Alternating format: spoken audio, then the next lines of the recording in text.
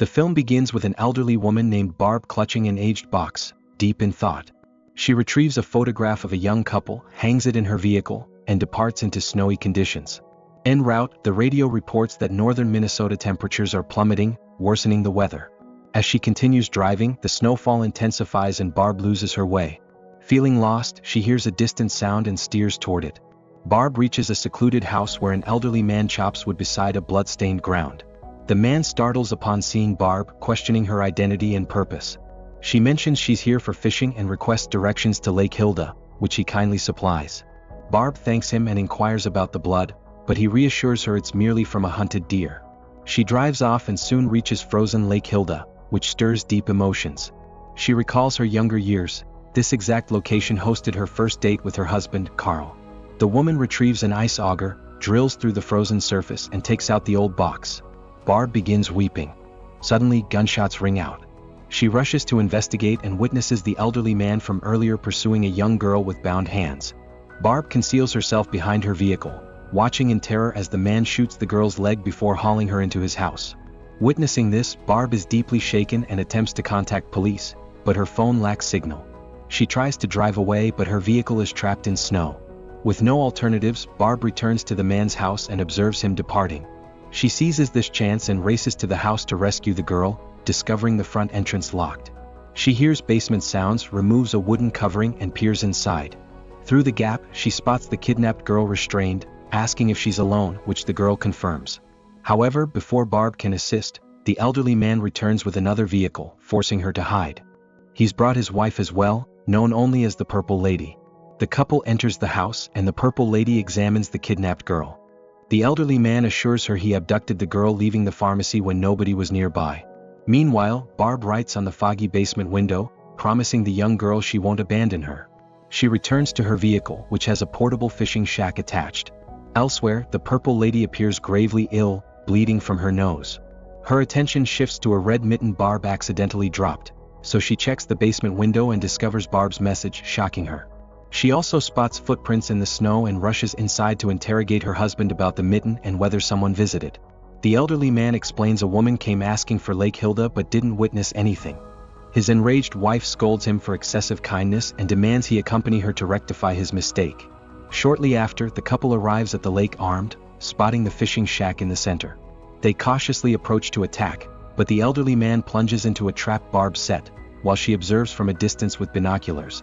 While the deranged couple is distracted, Barb sneaks into their house. She breaks the basement door open and rushes to the young girl, carefully removing the duct tape from her mouth, but discovers the girl's hands are chained to a pole with a lock. She lacks the key. Barb quickly heads upstairs seeking something to break the lock. She activates the taps and extinguishes the fire. Next, she stuffs curtains and blankets into water, ensuring everything is thoroughly soaked. However, as Barb exits the house, someone suddenly shoots her shoulder, the Purple Lady. She fires multiple shots again, but Barb dodges the bullets and disappears from view. When the couple returns home, they're shocked to find the entire house drenched, with water spilling everywhere, including the basement. They have no dry clothes remaining, causing the elderly man to panic as he's developing hypothermia. Meanwhile, Barb returns to her vehicle searching for first aid medicine but finds nothing. She suddenly realizes her ring is missing and searches everywhere unsuccessfully. The poor woman begins crying, the same ring her husband gave her during his proposal. At this moment, Barb notices a gun the elderly man left in the snow and begins strategizing to save the kidnapped girl. Elsewhere, the kidnappers rest in their vehicle warming up, but the Purple Lady states they must leave because time is critical. The elderly man is freezing and pleads for more time, but she reminds him they must reach Little Fork by tomorrow morning to meet the surgeon. We learn they intend something sinister at the lake because it will freeze tomorrow, preventing police investigation of the crime scene. The couple takes the young girl outside, but the elderly man realizes he's lost his gun, causing his wife to angrily slap him. She places the girl in her car and sets out to find Barb, while the elderly man heads to the frozen lake. The man retrieves equipment from a bag, while Barb watches from a distance, looking puzzled. She rushes back to the house seeking the young girl, only to discover she's gone. She grabs supplies from a cabinet and finally treats her shoulder wound. Afterward, Barb notices a car outside, smashes the windows and finds a radio inside. It functions, so she contacts emergency services and reports that a deranged couple kidnapped a girl here and shot her. She provides the address. But suddenly the elderly man arrives and attempts to attack her, but she injures his foot. She grabs the gun she found earlier and holds him at gunpoint, but he confesses his wife forced him into all of this. He reveals his wife is terminally ill, and they kidnapped the young girl because she had attempted suicide multiple times. He admits he's done helping his deranged wife and needs hospital care immediately, as he's hypothermic and could die any moment. The elderly man then gives Barb the ring he found in his house, overwhelming her with emotion. Feeling sympathy for him, Barb decides to help and asks where the nearest town is. He reveals it's Winaska, 2 hours away. To prove he's not evil, she orders him to drive to Winaska and report everything to police, after which he can go to the hospital. The elderly man agrees, and Barb warns him not to make her regret trusting him. He promises he won't and gives her some bullets before driving away.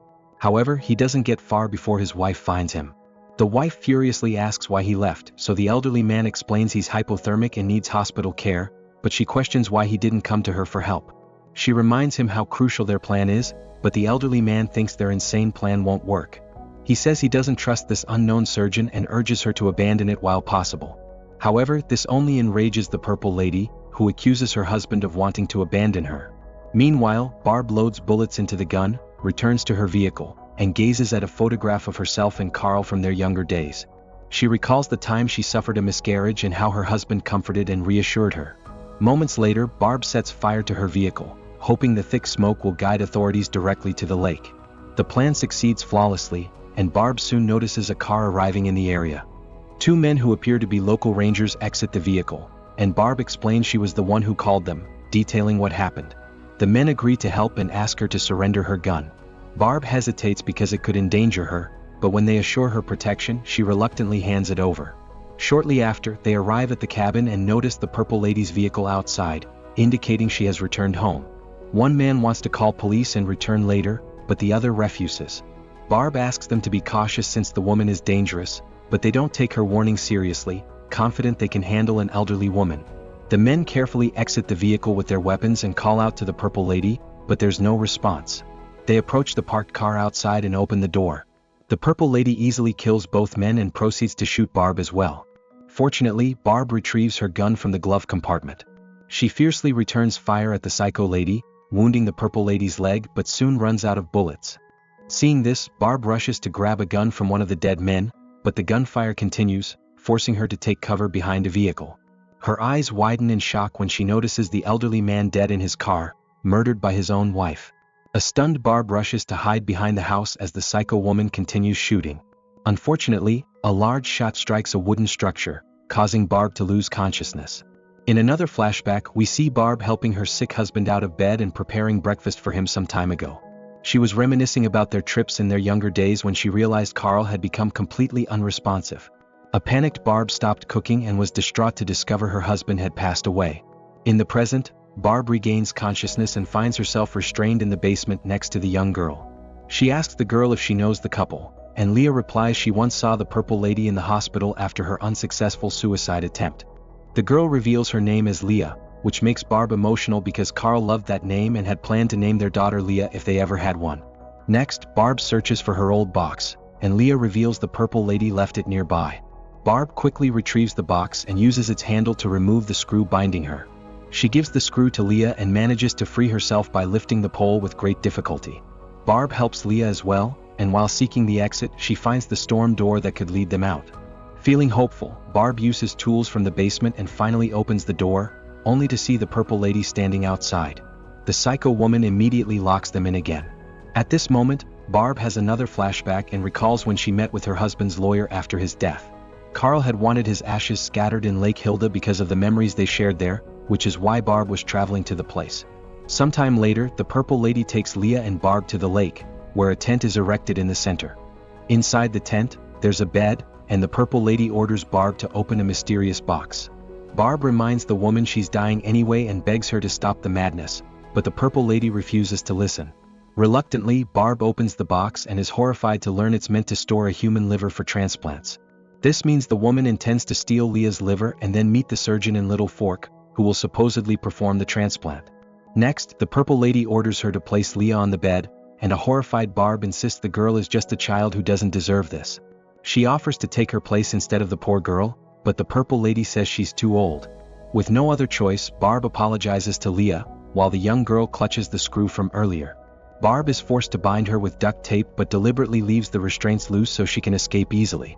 After finishing, the Purple Lady cuts Leah's clothes and begins the process of extracting her organs, while the desperate girl lets out muffled screams. But while she's distracted, Barb, who turns out to still be alive, rises and launches a fierce attack. She stabs the Purple Lady with scissors, but the latter still refuses to surrender and attacks back. They struggle violently over a rifle, during which they accidentally knock a lantern to the ground. The fight escalates to the point where Barb tackles and throws the Purple Lady out of the tent. Meanwhile, the tent begins igniting from the fallen lantern, and Leah struggles desperately to break free. Soon, the Purple Lady overpowers Barb and is about to shoot her, only to realize she's out of bullets. Leah, meanwhile, uses the screw Barb gave her to cut the duct tape. The psycho woman viciously beats Barb with a rifle, and both collapse in exhaustion.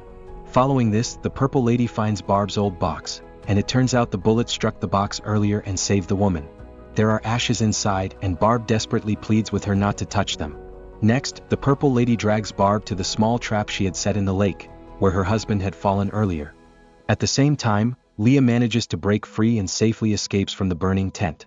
The Purple Lady then attempts to attack Barb again, but the latter ties the loose end of the handcuff on her wrist to the woman's ankle. She drags her into the hole, and both women plunge into the freezing water. The Purple Lady desperately gasps for air, but Barb further drags her down. Meanwhile, Leah arrives at the hole and finds the picture of Barb and Carl from their younger days. Barb, meanwhile, scatters her husband's ashes in the lake as a final act of love and remembrance. If you enjoyed the recap, please leave a like and subscribe, and don't forget to turn on notifications so you can watch more videos like this. Thanks for watching.